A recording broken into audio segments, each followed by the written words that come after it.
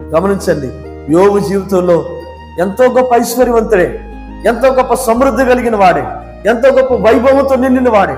యోబు నడిచి వెళ్తుంటే ఏమండి, అక్కడ ఉన్న పెద్దలు, ఆ ఊర్లో ఉన్న పెద్దలు అందరూ చిన్న మొదలుకొని అందరూ కూడా లేచి నిలబడేవారంట.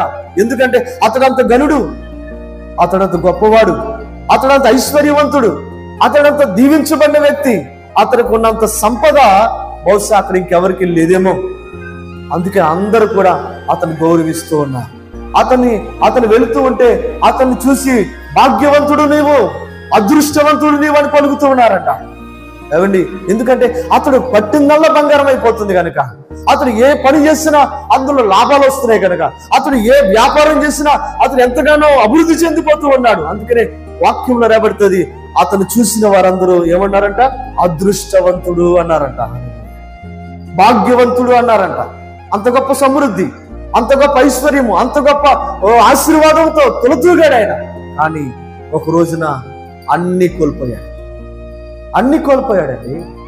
ఒక్కటి కూడా ఏమీ లేకుండా సర్వము కోల్పోయాడు. కనీసము ఆరోగ్యం కూడా కోల్పోయాడు ఆయన.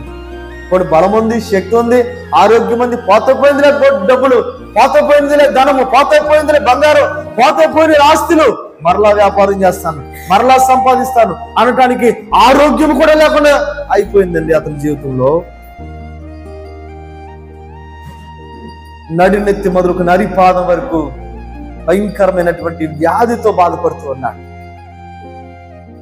ఏమండి, సింహాసనం మీద కూర్చున్నవాడు, ఏమండి, పెద్దలతో ఒక ఉన్నతమైన స్థితిలో కూర్చొని న్యాయము తీర్చినవాడు, అందరికి సలహాలు ఇచ్చినవాడు, అందరికి సహాయం చేసినవాడు, అందరిని అనేక కష్టాలు ఆదుకున్నవాడు ఏమైపోయాడంటే ఒక దరిద్రుడిగా, దిక్కు లేనివాడిగా, ఏమీ లేనివాడిగా, కడు పేదవాడిగా, ఏమండి, రోగముతో నిండిపోయి బూడిదలో కూర్చున్నాడు.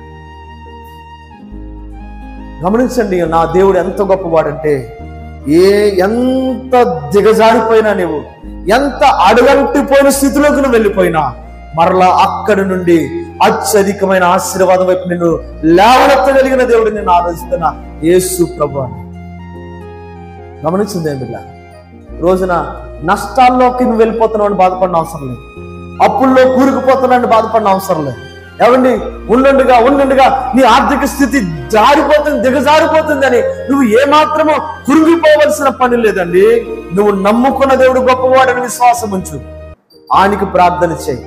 గమనించండి, యోబు జీవితాన్ని మరలా దేవుడు ఎలా మార్చాడంటే, మొదట ఆశీర్వదించిన దానికంటే ఏమండి మరి అధిక